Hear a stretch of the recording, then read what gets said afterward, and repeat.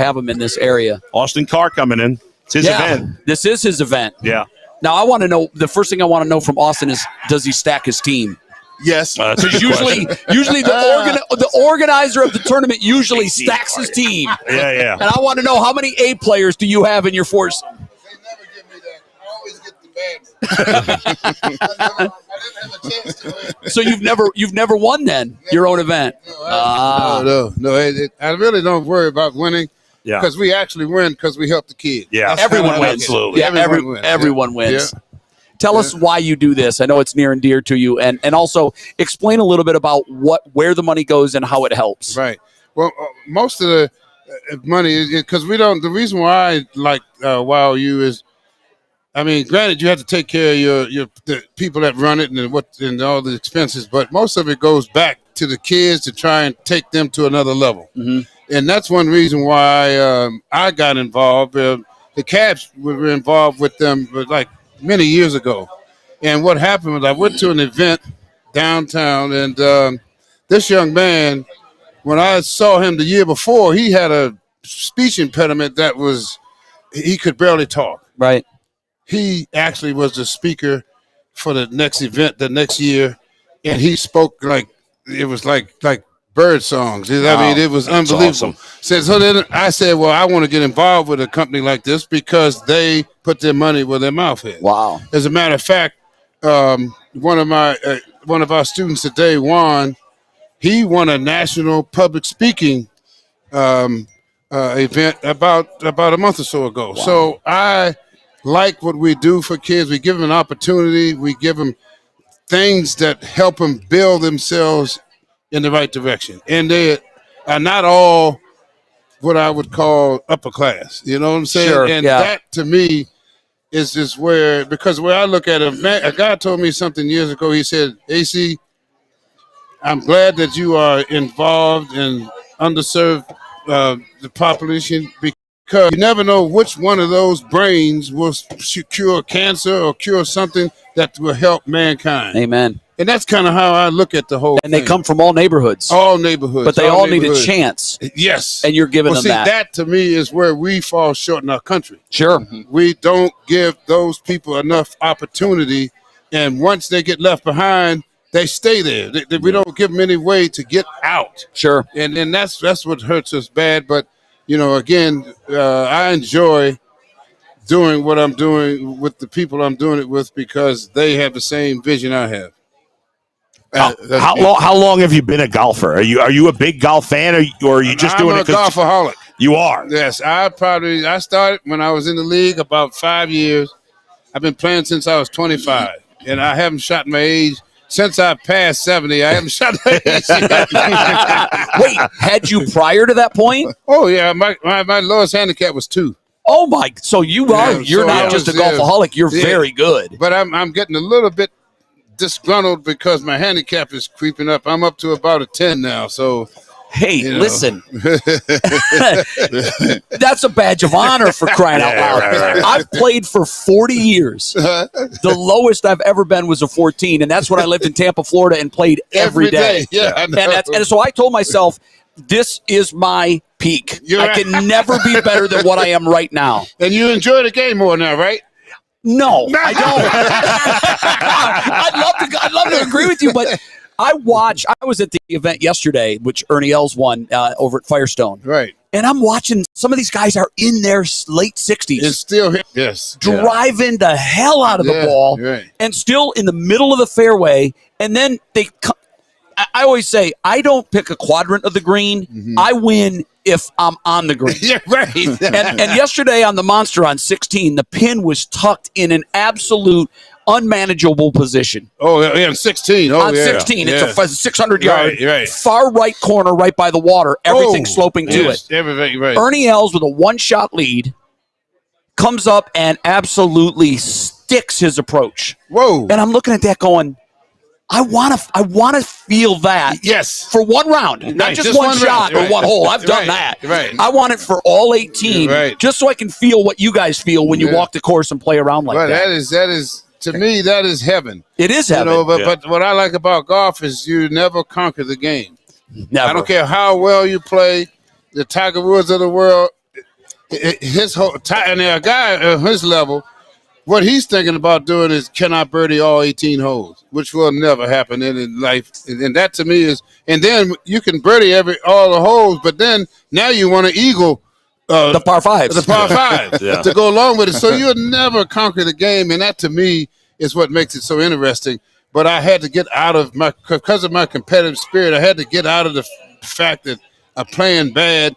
That happens in the game. Yeah. I would drive myself nuts. I couldn't sleep at night when I would play bad. And I still do that. I do. Speaking of bad playing, is Charles Barkley the worst player you've ever seen? Well, you know, I played with Charles. I used to play with Charles years ago. Yeah. And he didn't swing like that. So what happened to him? I don't He know took where lessons. somebody got into his head with that hesitation move. Yep. And on top of that, I bet you his back kills him when he finished playing. Yeah. All that, because you can't stop your momentum like that consistently and not hurt yourself. But when I first started playing with Charles, he swung the club just like normal. I've heard him talk about this before, and I actually played in Michael Jordan's event one time in the Bahamas, and we were on the driving range together, and I was done. He was just getting there. And I said, do you mind if I watch? Because I know this is a hell of a show. He goes, this is the best show you're going to see all week. So we were talking about his swing, and he said, what I did wrong was took lessons. Yeah. Wow. Yeah. And that, you know this, in any athletic endeavor, when you're on the line, when you start thinking, you're beat. You're beat. You want it all to happen naturally and instinctively. Right. And that was his old swing. And he said, I used to have a pretty smooth swing. It's when I got voices in my head. That's right. And he said he would actually find himself, his downswing was his problem. Right. So he would get to the top and start and stop because he said, I was having that mental thought, keep my hands in, don't open my hips. And it was actually a physical pause in the process, which is beautiful and horrendous all at the same time. Right. Now, exactly. I tell you what, unless you get your golf off, I got one of the greatest shooters in the world next to me. Oh my goodness. So we need some more shooters on this team. So for one shooter to the other, tell me about Emoni Bates. Emoni Bates. Tell me about Emoni Bates. He loves him. That's my guy. Emoni Bates he is just born to score the ball. He's a natural scorer. He just needs to put more weight on. Yeah.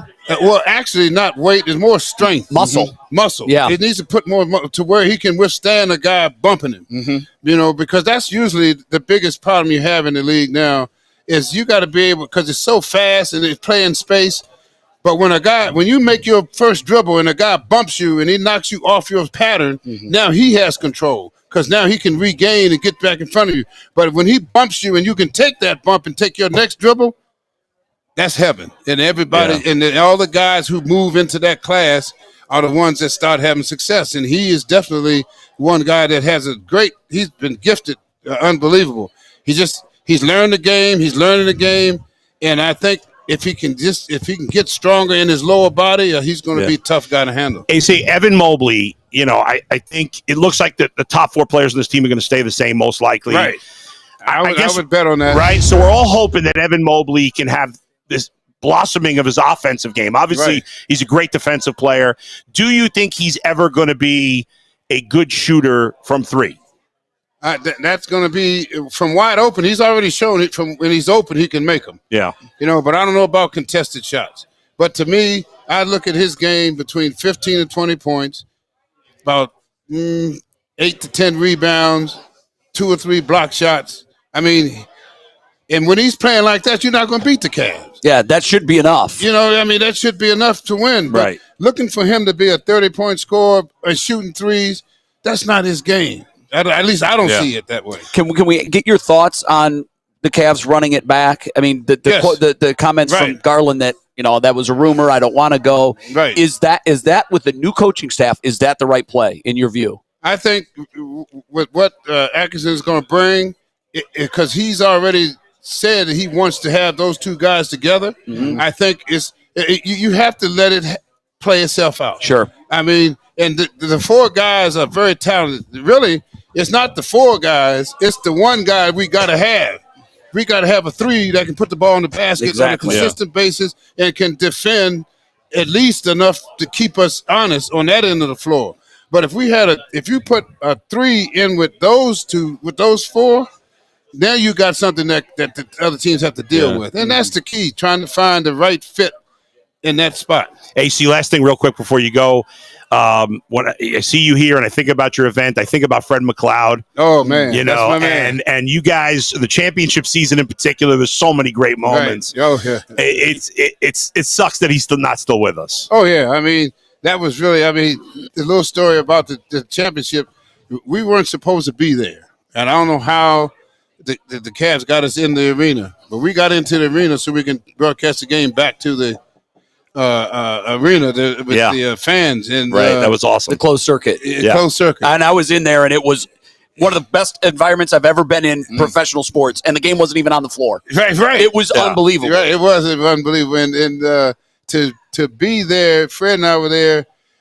There was nobody around us speaking English. Everybody was from Belgium. They were speaking. They put you with the international media. International media. I had a air conditioned duct about this far from my head. And all I heard all day was, but we got it done, and it was so much fun, man. And when it was finally over, man, watching Fred react the way he did, he broke down, and I even broke down. But we it was just great. I mean, it was a partnership that I'll never forget in my life as far as of working with someone. I mean, John and I have a good relationship now.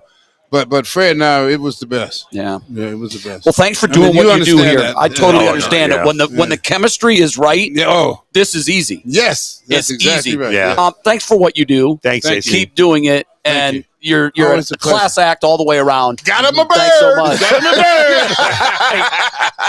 I had to get that one. Will 18 under par win that? Or it will, right? Usually it takes 16, 17, or 18 to win it. I mean, because you always got guys who underplay their handicap. That's all I'm going to say. Or a lot of controversy. Or guys that have erasers.